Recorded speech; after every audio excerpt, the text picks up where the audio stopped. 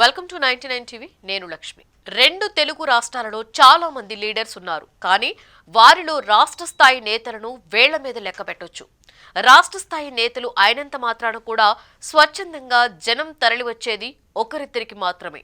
ఆ జాబితాలో పవన్ కళ్యాణ్ ముందు వరుసలో ఉంటారు. ఇక ఆ తర్వాత చంద్రబాబు, రేవంత్ రెడ్డి, కేసీఆర్, జగన్ లాంటి వారికి జనం వస్తారు. అయితే వారితో సమానంగా ఏపీలో ఏ మూలకు వెళ్లినా స్వచ్ఛందంగా జనం తరలి వచ్చేది మాత్రం వంగవీటి రాధాకు మాత్రమే.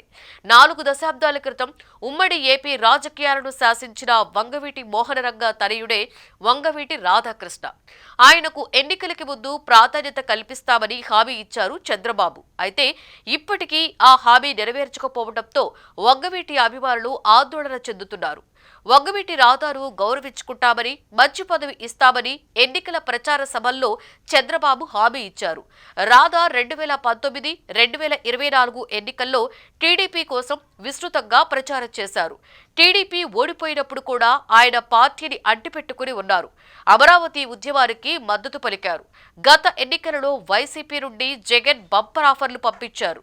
ఆయన మిత్రులు కొడాలి నాని, వంశీ చాలా ఒత్తిడి చేశారు. అయినా వంగవీటి రాధా మాత్రం మనసు మార్చుకోలేదు. టీడీపీ కోసం ప్రచారం చేశారు. ఆయనకు మంత్రి స్థాయిలో పదవులిస్తేనే సముచితమన్న భావన టీడీపీ క్యాడర్తో పాటు వంగవీటి అభిమానుల్లో ఉంది. రాష్ట్రంలో ఒక మంత్రి పదవి కూడా ఖాళీగానే ఉంది. అది నాగబాబుకు ఇస్తామని చెప్పినా ఇవ్వలేదు. నాగబాబును రాజ్యసభకు పంపి కేంద్ర మంత్రిగా చూడాలన్న ఆశతో పవన్ ఉన్నారని ప్రచారం కూడా జరిగింది. అదే జరిగితే రాధాకు ఎమ్మెల్సీ ఇచ్చి మంత్రివర్గంలోకి తీసుకోవాలి అన్న డిమాండ్ కూడా వంగవీటి అభిమానుల నుండి వినిపించింది. కానీ అటు నాగబాబుకు మంత్రి పదవి ఇవ్వలేదు, ఆయన్ను రాజ్యసభకు పంపలేదు. ఇటు ఏపీలో ఖాళీగా ఉన్న మంత్రి పదవి భర్తీ చేయలేదు. దానిపై చాలా మంది ఆశలు పెట్టుకున్నా రాధాకు ఇస్తే బాగుంటుందని ఎక్కువ మంది అభిప్రాయపడుతున్నారు. రంగాను అభిమానించే కాపు నాయకుల్లో రాధా పట్ల అభిమానం మెండుగానే ఉంది.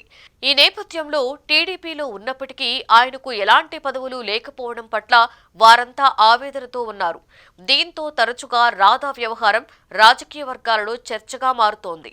ప్రస్తుతం రాధా కూడా సైలెంట్ గా ఉంటున్నట్లు తెలుస్తోంది. పదవి కావాలని అడిగే టైపు కూడా కాదు ఆయన. మిగతా నాయకుల్లా పదవుల కోసం అధినేతల చుట్టూ తిరిగి బ్రతిమిలాడే సంస్కృతి కూడా కాదు రాధాది. చంద్రబాబే మాట ఇచ్చారు కాబట్టి ఆ మాటను నిలబెట్టుకోవాలని వంగవీటి అభిమానులు డిమాండ్ చేస్తున్నారు. వంగవీటి మోహనరంగ గారి కుమారుడుగా రాధాకు 2 తెలుగు రాష్ట్రాలలో మంచి గుర్తింపు ఉంది. ఆయన మాటకు రాష్ట్ర రాజకీయాలలో ప్రభావం ఉంటుంది. రాధా వల్ల తమకు అధికారం పోయిందనే అసంతృప్తి వైసీపీలో ఉంది. పవన్ కళ్యాణ్ కూటమి కట్టి వైసీపీకి చరమగీతం పాడారు. అదేవిధంగా వంగవీటి రాధా టీడీపీ తరఫున కూటమి గెలుపు కోసం రాష్ట్ర వ్యాప్తంగా ప్రచారం చేశారు.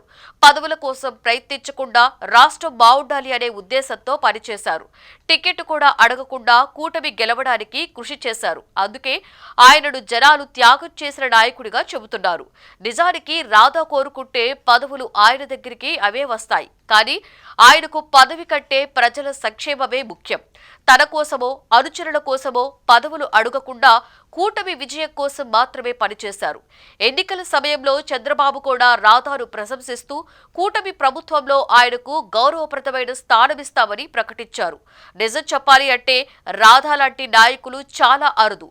సాధారణంగా టికెట్ రాకపోతే పార్టీలు మార్చేసే నాయకులను ఎక్కువగా చూస్తాం. కానీ రాధా అలాంటి వారు కాదు. ఆయన రాష్ట్ర భవిష్యత్తు గురించే ఆలోచిస్తూ పనిచేశారు. రాధాలోని ఆ నిస్వార్థ స్వభావమే చంద్రబాబు సైతం ప్రశంసించేలా చేసింది. అందుకే ఆయన అభిమానులు రాధాకు సముచిత స్థానం ఇవ్వాలని కోరుతున్నారు. రాధా లాంటి నిస్వార్థ నాయకుడు కీలక పదవిలోకి వస్తే ప్రజలకు మేలు జరుగుతుందని, అధికార దుర్వినియోగం జరగదని అంటున్నారు. చూడాలి మరి రాధా రాజకీయ భవిష్యత్తు ఏ దిశగా వెళ్తుందో అన్నది.